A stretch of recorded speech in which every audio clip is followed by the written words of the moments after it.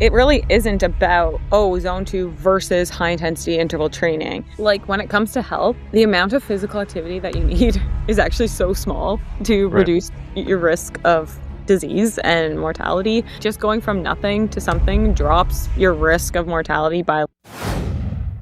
Kristi, welcome to the show. Hi, Siim. Thank you for having me. Yeah, you had a very interesting paper you published just recently that I found online, and I wanted to have you on the show to discuss about the details of that paper. But maybe you can also give a short background about yourself. How did you come to writing the paper about Zone 2 cardio? Yeah. So I'm a PhD candidate in the muscle physiology lab at Queen's University. I'm nearing the end. I can see the light at the end of the tunnel. My research is kind of has a couple different focuses. Fasted versus fed training. I just finished up a training study. And then the idea of just like fuel substrate use during exercise and how that influences adaptations, which kind of gets to zone 2 and the idea of like burning fat to become a better fat burner, Mm, which kind of parallels the like fasted exercise research and interest in that as well, which, yeah, like we'll get into the zone 2 paper. But the real motivation, I guess, behind writing that paper, which for the listeners addresses the claims made around zone 2 exercise as this optimal intensity for improving our capacity to burn fat by promoting mitochondrial adaptations and thereby supporting better metabolic health, because those two physiological features of the body are associated and linked to our overall health. So if we're mm, exercising in a way that supports those, then we should be supporting our metabolic health. But I guess the paper really addresses, well, does zone 2 induce those adaptations? Really, that's the question we were mm. asking, because Yeah. online you can literally do a quick Google search, put in zone 2 and mitochondria, and there'll just be page after page of blogs being like, zone 2 increases mitochondrial content, zone 2 supports mitochondrial health. Like there's just a lot of Right. that Yeah. online. In my opinion, there's almost like two camps of people. There's people who are just, you only need to do HIIT cardio, that zone 2 is a waste of time. And the other group is that you need to do only zone 2 or mostly zone 2. So there's rarely like this middle ground where you do both, which I think would be the optimal scenario. But it tends to be in two categories, the two groups of people. Yeah, and I think the conversation is just a bit too polarized, which complicates it, because it really isn't about, zone 2 versus high intensity interval training. It Mm, And that's not where I land at all. It really was like, do I even need zone 2? Do we need to be doing zone 2? Does it have some sort of unique inherent benefits that you don't get from going into higher intensities? And I mean, I'll spoil the spoiler. No, like I'm not under the impression, I didn't find any evidence to suggest that we should be doing or prioritizing zone 2 over higher intensities, because you can just get the benefits of on mitochondrial adaptation, our ability to burn fat. The adaptations that support better fat oxidative capacity are supported with high intensity exercise or higher intensity exercise. I do kind of, I want to be deliberate with my language in saying that it's not HIIT. It's not high intensity interval training that I'm comparing to zone 2. It's like the volume accumulated in higher intensities, so zone 3 plus. And I think that gets a lot of confusion online, is that we think of all steady state exercise as zone 2 when it's not. Like most of our studies that use continuous training. So if you read any papers where you're trying to figure out like, HIIT versus moderate intensity continuous training, that moderate intensity continuous training, abbreviated to MICT, it often falls above zone 2. So when we're looking at like, HIIT versus MICT, it's really HIIT or sit, sprint interval training. So these high, super, the intervals, the intensities that require us to do in small bursts because they're just unsustainable for longer durations. If we're comparing the interval training to continuous training, it's often, okay, we're comparing zone 3, maybe even 4 continuous training to zone 5. plus and just those intense training. Mm, So I think part of the confusion is that all continuous training is being grouped as zone two, when zone two has a very clear definition. It's demarcated by our lactate threshold or our gas exchange threshold. So we can use our ventilation to kind of indicate it's linked to our lactate threshold. So, but online, lactate threshold is commonly the demarcation for what is considered zone two. So zone two, just I guess we should define it right from the get go, is the zone just below our lactate threshold. So as intensity increases, as if we're sitting on a bike and every few minutes the intensity increases, and we're measuring our blood lactate, we should blood lactate will stay at a pretty low, maybe just above our resting level, maybe like literally point 1, point 2 above our resting level for a couple mm, stages. And then as intensity increases, we'll see this gradual incline and then we'll hit a certain threshold, which is considered our first lactate threshold, where we jump about 1 to 1.5 above our resting level millimolars. And um, there's different definitions for lactate threshold within the literature, but in our lab, we consider the 2 millimolar mark as lactate threshold. So zone 2 is typically defined as just below. So within like the 1.7 to 2 millimolar range would be we're able to engage in continuous exercise for probably up to like 3 hours, 4 hours without our mm. lactate budging. It's a very low intensity. But if we go above that and we start increasing intensity, then there's more of an exponential increase until we hit our second lactate threshold, which then just skyrockets if you Mm, increase your duration above our lactate gotcha. threshold too. And what is the like a heart rate zone usually for zone two? Yeah, I actually can't remember the exact percentages that people use, because that's I not think it's what like we use in 60 the to lab. 70% Yeah, is what I've seen typically. But some people might use 75 as well. So I guess somewhere around there yeah, I guess, but it's all a bit, like, arbitrary without, I guess, using without the lactate. Yeah, objective, yeah, yeah, lactate. gotcha. Yeah. So what did you then find? You kind of spill the beans of the main findings of the study that you don't get unique mitochondrial adaptations from zone two that you wouldn't get from high intensity exercise or interval training. So how did you come to that conclusion, and what are some like maybe other major findings? Yeah, and I guess to start is that we don't have a ton of training studies that actually prescribe sublactate threshold. So, in order to conduct this review, so this is a narrative review. We didn't do a systematic approach, but we did try to find as many studies that fit the criteria of zone two as we could. And we definitely struggled to find training studies or even acute studies that prescribed below lactate threshold. We had to interpolate using different definitions. So percentages of work rate peak or work rate max. We might have used a heart rate zone. I actually can't remember. And then definitely lactate and gas exchange threshold.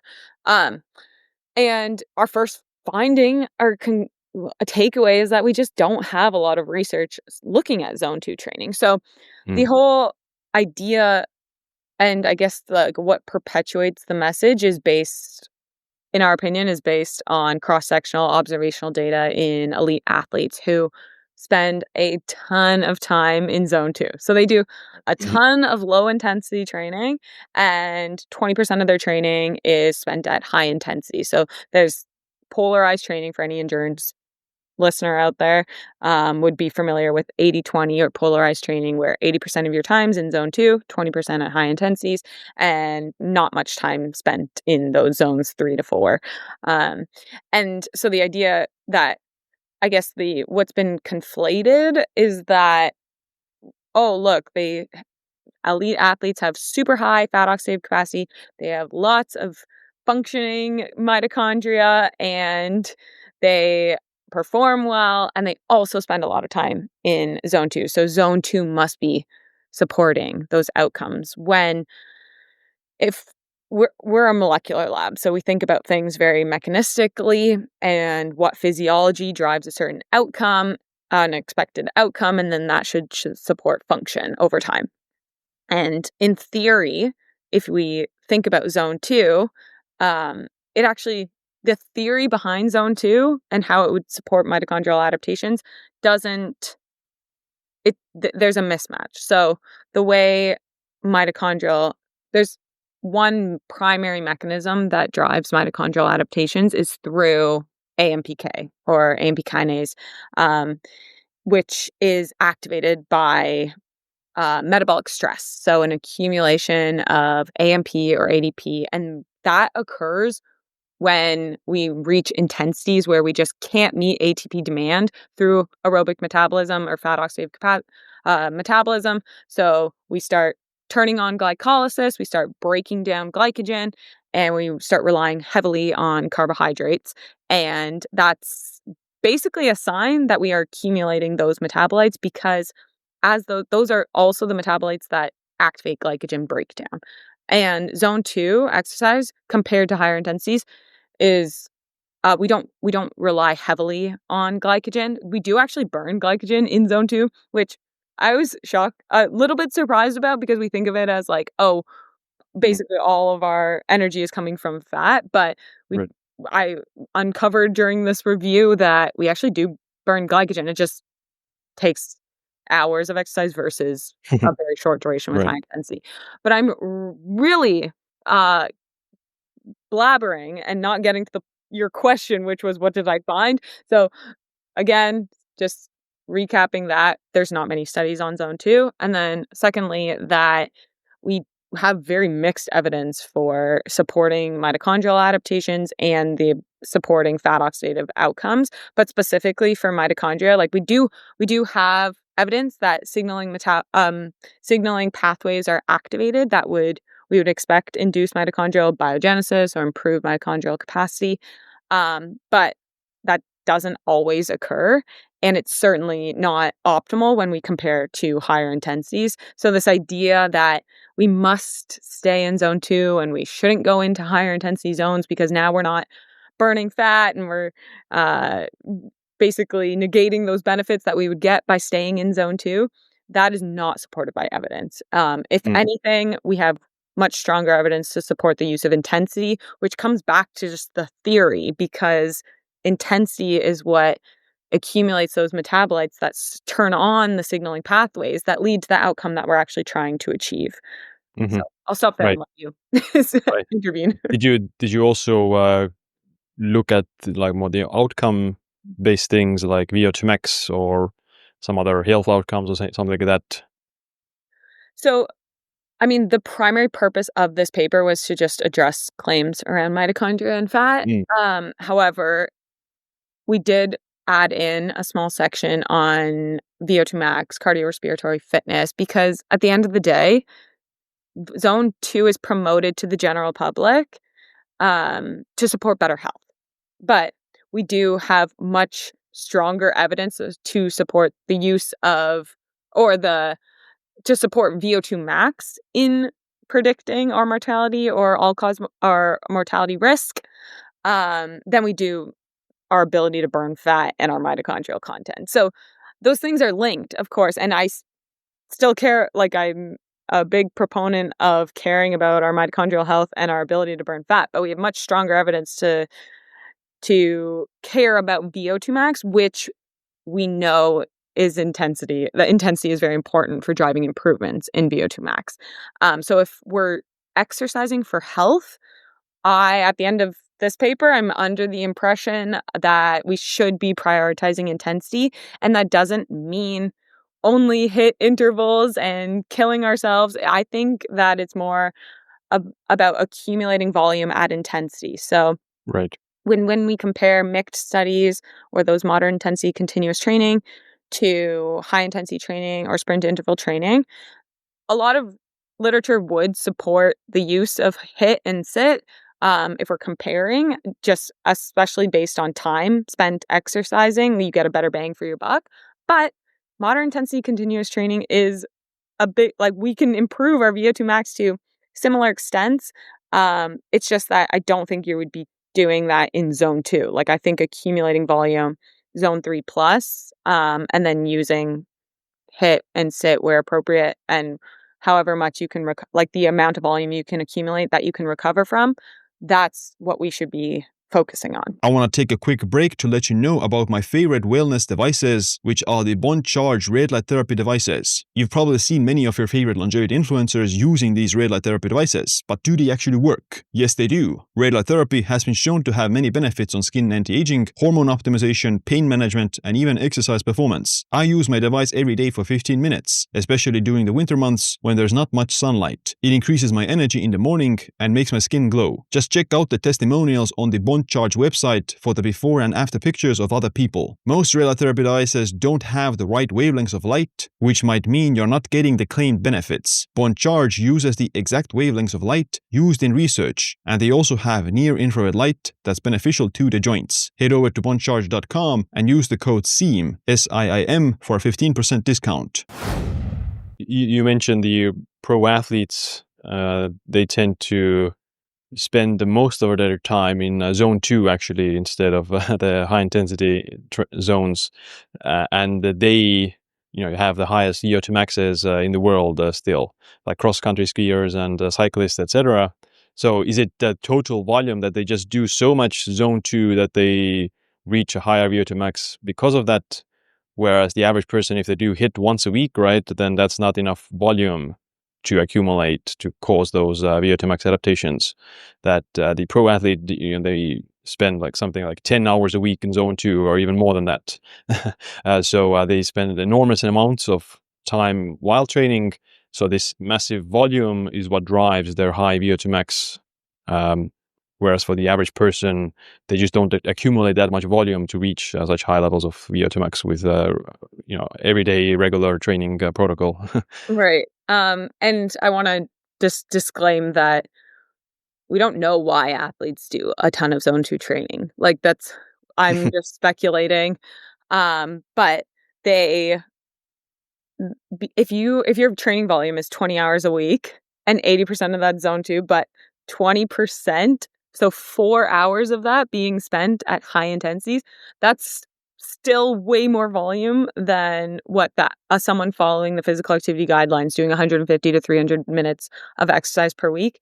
That's Mhm. still way more volume. So it could be that the VO2, the high VO2 max, the high mitochondrial content, et cetera, of elite athletes is driven through those high intensities. And the 80% in zone 2 is, I mean, we don't know what it's doing. I'm not saying that it's not doing anything, but there's a chance that it's not. Like, we don't have that experimental data Right. to suggest that that's actually driving some of the improvements, and it's not all just coming from that's still a large volume at high intensities. And I think we just can't attribute based on cross-sectional data. Mm. Yeah. Well, I think the athletes might do it for the lower risk of injury and lower intensity, because it would be pretty impossible, or it's going to lead to overtraining if you do 10 20 hours a week of high intensity training. It's going to lead to quite a severe overtraining even in athletes. So they do the zone 2 to accumulate extra volume at no cost to recovery. So it's very, I guess, stress-free, or doesn't cause that much physical damage to the muscles as zone 2. So you can do zone 2 for hours without necessarily getting tired or Totally. without necessarily getting exhausted or exhausting your central nervous system. I think maybe that's part of the reason. Yeah, and so, like, recovery is, like, I'm happy that you mentioned that, just because, yeah, there's the cost of zone 2 is very low compared to, higher intensities. It's just, in order to do enough volume at high intensities that you now require zone 2 because you just can't do enough, I just don't think that members of the general public are coming close to that volume at higher intensities to even require that low intensity, because they've just accumulated so much volume that they can't recover from more in high intensity. Mm, right. Yeah. And I guess like walking is a good example of this, just because walking isn't going to increase your VO2 max doesn't mean you shouldn't walk. Or if someone, because you can make the argument that, okay, if you exercise 2 hours a day, then you don't need to walk any more than, let's say, 3,000, 4,000 steps per day. Yeah, yeah. Because you're getting the metabolic adaptations and the health benefits from this high intensity exercise, but probably walking more is still kind of good for you in other aspects. Yeah, and, like, there might be tons of other benefits to Zone 2 training. I guess, like, I don't have an issue with people engaging in Zone 2 training or promoting it. I have an issue with promoting things based on something that lacks evidence. Is there any like a threshold of volume someone needs per week to reach positive adaptations with the high intensity or zone two? With zone two, it's obviously going to be higher the threshold, but is there any threshold? Yeah, that's a good question. So I don't think we have the optimal prescription. Well, I don't think. I know we don't have like the optimal prescription for inducing mitochondrial adaptations.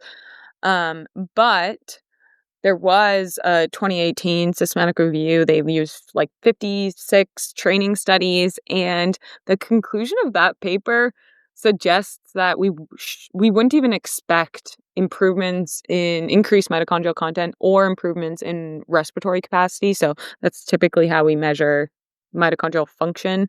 Um, and we wouldn't expect that at a threshold of 60% of work rate max, which probably falls above zone 2 for most people.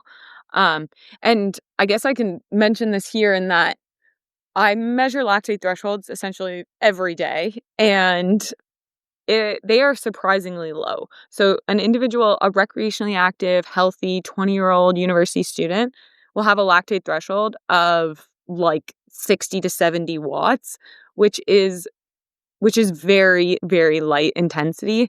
And so say that's on a bike. And as soon as they started like light jogging, they would be potentially above zone 2. So zone 2 is extremely light exercise. So honestly, I don't even know if people think they're doing zone 2, they are most likely above, to be Mm, honest. But to back to your question about, like, this threshold of volume, I don't know the volume threshold, but I would say that is potentially an intensity threshold for which you wanna be above, and I don't mean to say this to, like, belabor my point against zone 2, but I do think it's just accumulating volume above zone 2. Like, right. I personally would try and accumulate volume zone 3 plus, and using intensity just to because it's time spent near VO2 max. So spending as much time as you can near your VO2 max to try and push your VO2 max up. And then when it comes to lactate threshold, so if you want to increase your zone 2, like be able to work out at a higher intensity without accumulating lactate, I also believe, based on what the studies that I've come across, that you wanna work out you wanna exercise above your lactate threshold to kinda pull it up instead of trying to, like, balloon below it and try and push it up.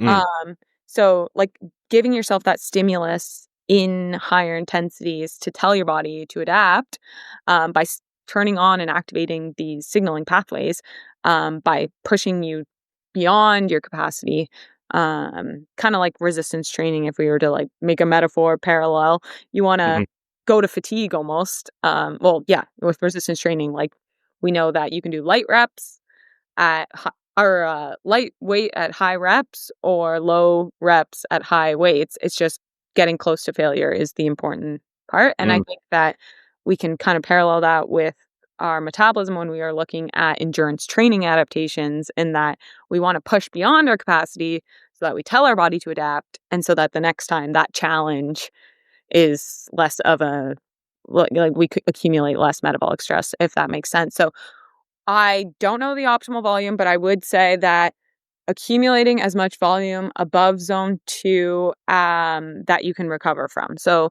I don't know what that number looks like for individuals, but the recoverable volume spent at intensity is what I'd say, which is not like a very prescriptive answer, Mm, but, it's right. something that so, like and you can listen to your body, like, if I do, like, intervals on the bike day in and day out, I know that I'm tired and my legs are fatigued, like, I know that I can't I know when I can't do it again, which I think people inherently, they can listen to their body and maybe they'll do something else. Maybe they'll do 30 minutes of just steady state at a lower intensity.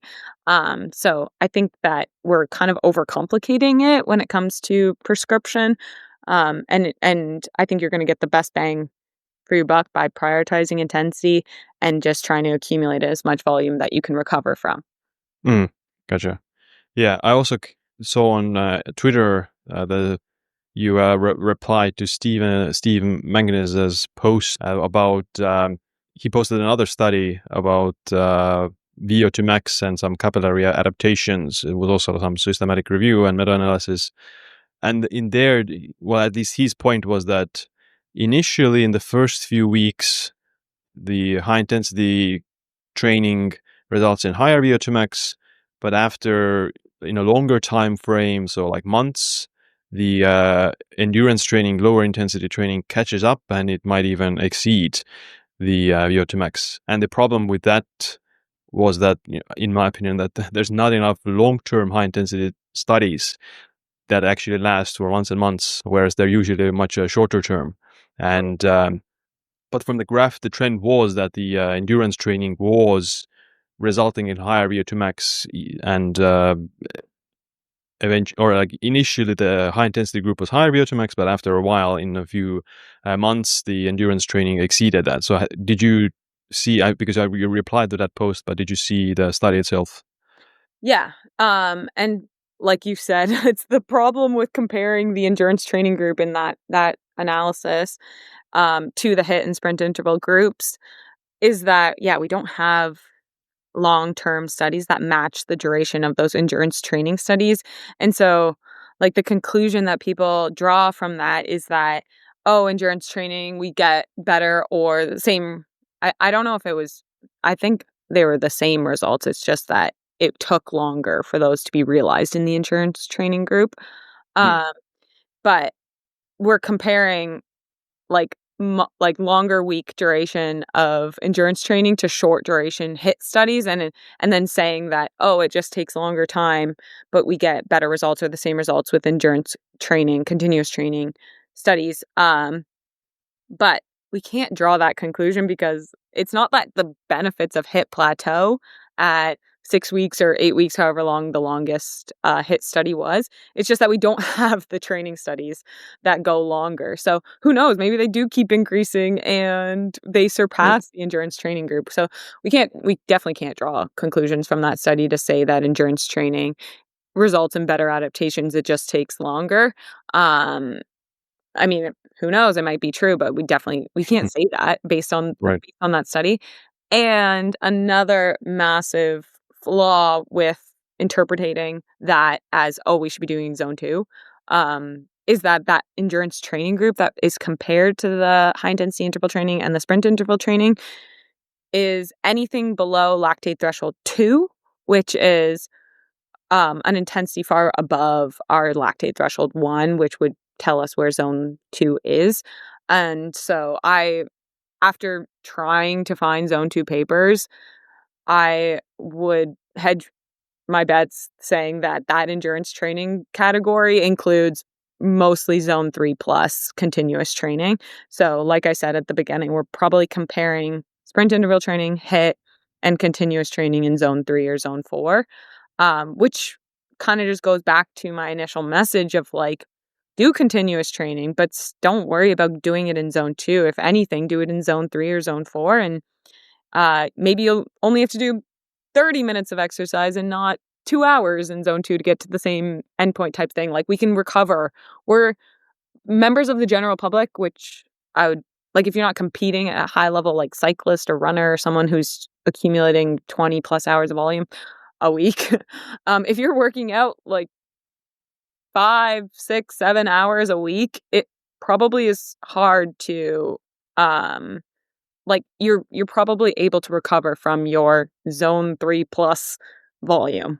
Mm, and in order to even consider adding in more volume at zone 2, if that right. makes sense. So yeah, big flaws with drawing conclusions in favor to try and support a zone 2 argument with that specific paper is that the endurance training group is likely above zone 2, and we don't have HIIT studies that match the duration of the continuous training group.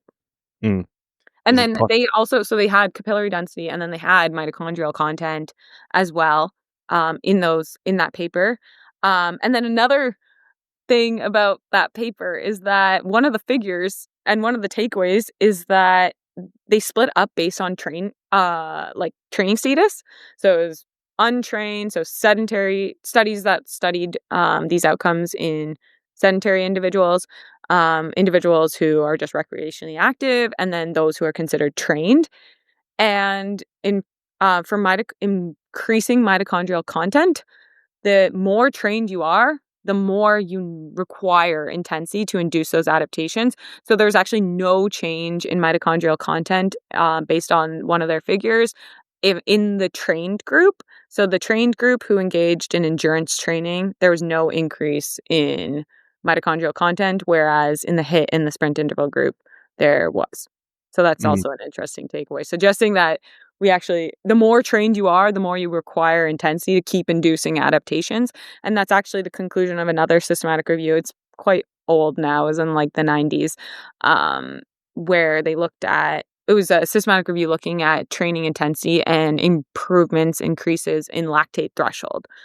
And lactate threshold is an indicator of our fat oxidative capacity, just because if we have high fat oxidative capacity, we shouldn't be relying on carbohydrates till later in exercise, and thus our lactate threshold is higher.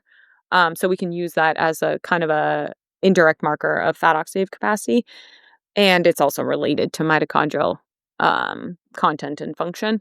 But the results from another systematic review also showed that in trained individuals, um, intensity is a driver of improvements in lactate threshold. So again, I do think based on like piecing together all the evidence that we really do need to pull our lactate threshold up instead of trying to push it from mm, working below it. If I can, right. I don't know if that makes sense. Mm. Yeah, yeah, and does it need to be so, like, when we're speaking of max heart rate, so is it 100% max heart rate or 80% is enough, or is there any threshold there? Yeah, I don't we don't prescribe in the lab based on heart rate, Mhm. but I'm pretty Right, sure high intensity is, defined as, like, 80% plus, and then anything of VO2 max, which I'm right. not um Yeah, I guess in the real world, people can't do the lactate test, so right, right, they right. need to measure it with their max heart rate. But 80% is usually what's recommended for the interval Right, training, yeah. So 80% and above. So it's gonna be 90%, like most cases.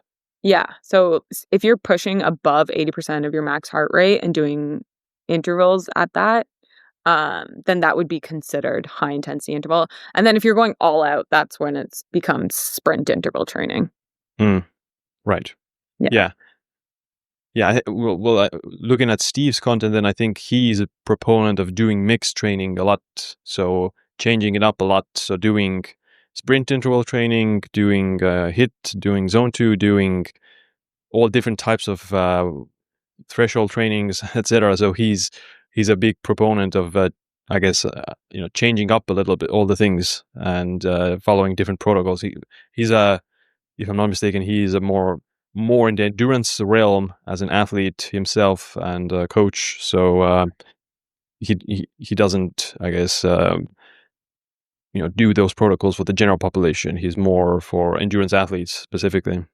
Yeah, and I think that's, like, another just thing that's being conflated in that our paper addresses the general public. Like, I'm coming from this as, like, a consumer of health longevity content online and basically just doing a robust fact check of, like, are these claims supported by evidence? And I would probably put most people in the camp of general public. We all have full-time jobs mostly. I don't think anyone like, a lot of the people that are consuming this content, they're not professional athletes. They're not looking for advice through podcasts probably. They have coaches.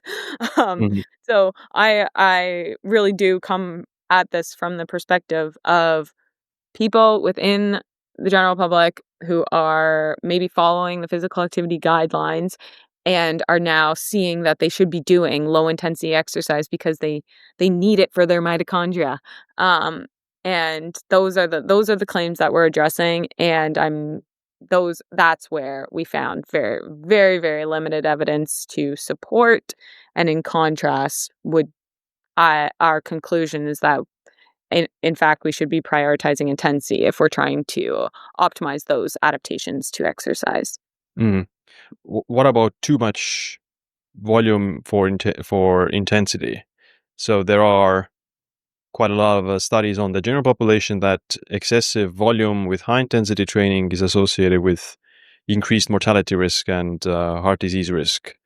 Um, Obviously, for athletes, they might sacrifice those things, but for the general population, the mortality is a big concern, or longevity benefit. So, is there upper thresholds for how much intensity should you do? Like, because 10 hours of high intensity training is clearly too much for the general population, and too little is also obviously not enough.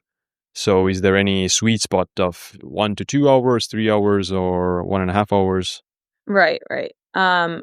One, I'm not familiar with that literature showing that intensity negatively is associated with uh There's volume, like if it's along the lines of over 400 minutes per week, along those that's an lines. athlete population. No, it's a general population. Oh, okay. I'm not familiar with that. But I Okay. will answer this from just like speculating based on what and again, I think this I probably just am repeating myself in that like the amount of intensity that you will accumulate will probably just be what you can subjectively recover from.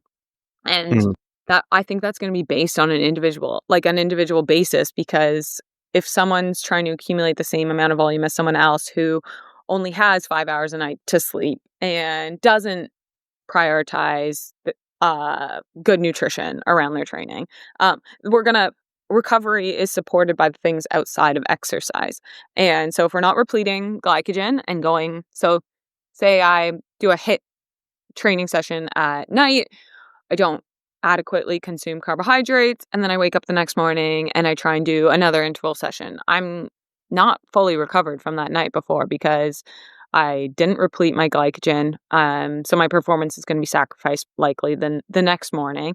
And if I had a poor sleep, even worse. So our recovery is going to be based on the things that we do outside of training. And that's going to probably dictate how much volume we can accumulate at high intensities. And this is where it comes back to like, if you're like getting symptoms of overtraining. Like if you mm, can't perform, if your legs are absolutely crushed and you like can't work out at that intensity that you could a couple days prior. But then again, we do have long-term hit trials in individuals with cardiac rehab. We have hit trials that have gone on in our department here in individuals with insulin resistance, type 2 diabetes, like metabolic syndrome type categories of people who come in, I don't know, 3 to 5 times a week and are able to do like following physical activity guidelines and keep on repeating intense exercise. And but we also have studies where they've tried to actually overtrain people by doing two-a-days. So a hit session in the morning, hit session in the evening, and those are 3 weeks long, which, I mean, 3 weeks is a blip in someone's life, but they actually never reached the state of overreaching. So they would test them each week and make sure that they weren't getting symptoms of overreaching, and they were fine up until the 3-week mark. They never had to change anything in the study because every single participant was able to withstand the two-a-day hit sessions. So I do think that it just is based on the individual. And like I said, also, it's just like we don't have to be killing ourselves every day. That's definitely not my like, my takeaway or my message, it really is just like, do you need zone 2? Like, I just don't I think I'm trying to differentiate from, "Oh, Right. then the answer is HIIT," Mhm. from, "Oh, you don't actually need to be deliberately doing zone 2." And I should have just gotten this from the beginning in that zone 2 is better than nothing. I If Right. someone is going from nothing to zone 2, I kudos, I am so happy. However, if someone's going from loving their 30-minute runs or bike sessions or HIIT sessions, and they can do that day in and day out, and they feel great and they're recovering good, but now they're seeing messaging online that they need to be doing zone 2, so now they're subbing in zone 2 for some of their higher intensity days. I think that's where that could be a disservice, and they might be now just blunting what they could be getting out of their exercise bout because they're buying into the messaging that they need to be doing zone 2 when Right. I don't see the evidence to support that. Mm. Yeah, I guess the takeaway should be that you should follow a workout plan that helps you to achieve your physical fitness goals and your these physical activity requirement goals for the week, and without damaging your health, without damaging your mental health or social life or something like that. And it can involve obviously many different types of exercise, lifting weights, hit zone 2, etc., depending on which ones you prefer and what are your goals. And I think that takeaway shouldn't also be that just because zone 2 isn't superior for mitochondrial adaptations to hit, then that is useless or that you shouldn't do it. Like Right, if someone likes to do it, again, like I said, then they should do it. And we have to look at it in the context of the entire workout plan. So for me, like I do zone 2 just because if I were to add a lot of HIIT to my workout plan, then I wouldn't be able to recover from my resistance training sessions. So I do the zone 2 because it's low intensity and lower effort, and it doesn't interfere with the resistance training goals, and is not going to cause extra exhaustion to my central nervous system, so I can recover better for my resistance training sessions. And I might do like a HIIT session once a week or once every 2 weeks, but my aerobic exercise is with zone 2 on the days that I don't do resistance training. So like it depends a lot on the context of the entire workout plan. right. No, Right. 100%. And, like, when it comes to health, the amount of physical activity that you need is actually so small to Right. reduce your risk of disease and mortality.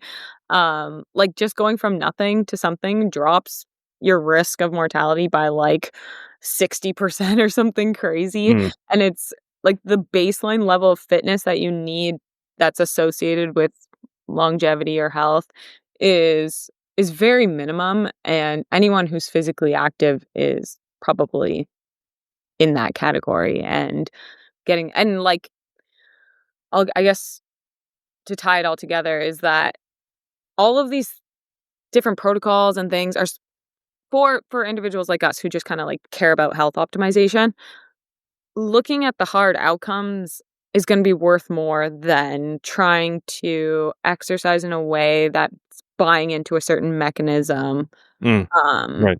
it like, are you how is your glucose tolerance? Like, how do you feel? How are you sleeping? Like, all of these things that are markers of health, um, are the outcomes that we're trying to achieve instead of trying to, like, convince ourselves that we're doing something for particular to activate a certain pathway, and so, like, the Hmm. outcome is Yeah. health. So, exercising in a way that supports better health is of what we should be doing, and I think that there's multiple ways to Yeah. get those endpoints.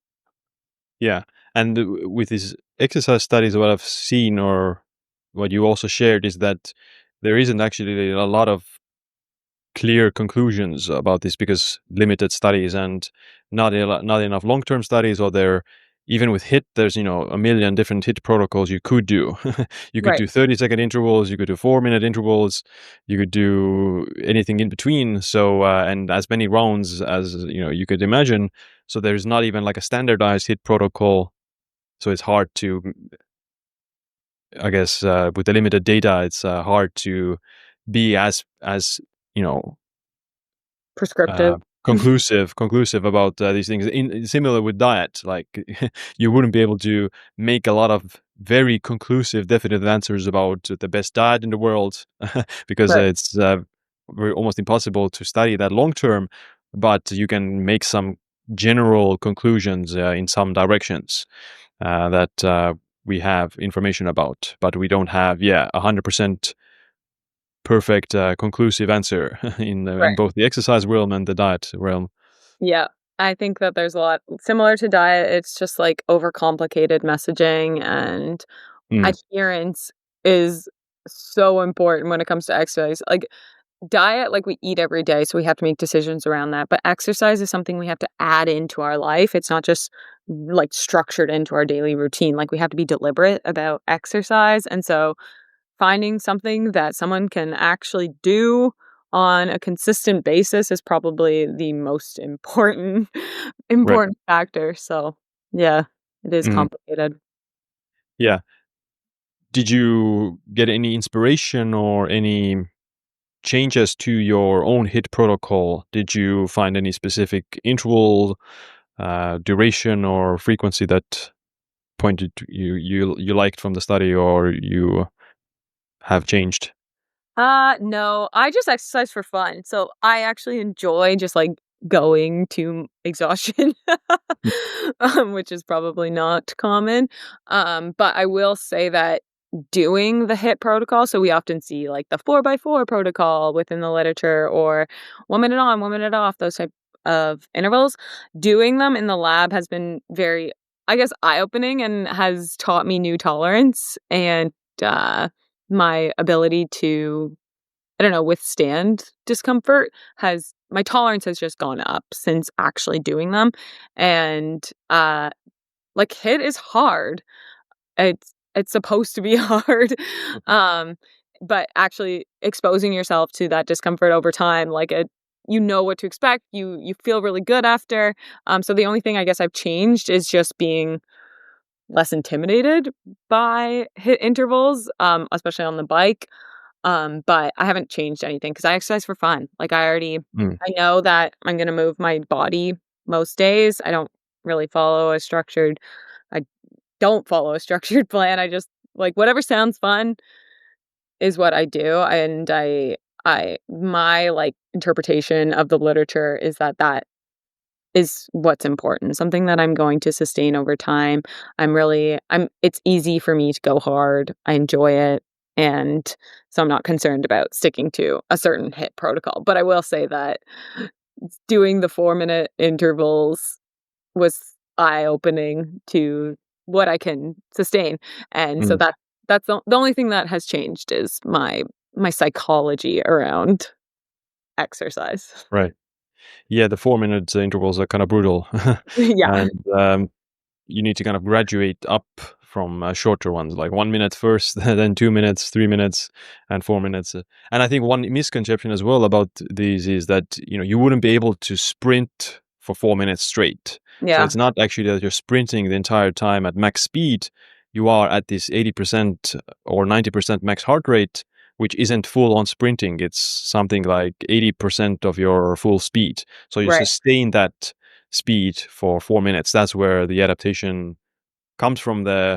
You're very close to your max threshold with your VO2 max and your max heart rate. So you're staying there sub threshold and doing it. What I've seen is that the longer intervals actually are a bit superior to shorter ones, but it might be again that you accumulate more volume from longer intervals. right. And if you do more rounds as well, you get more volume that ultimately drives the biggest adaptation.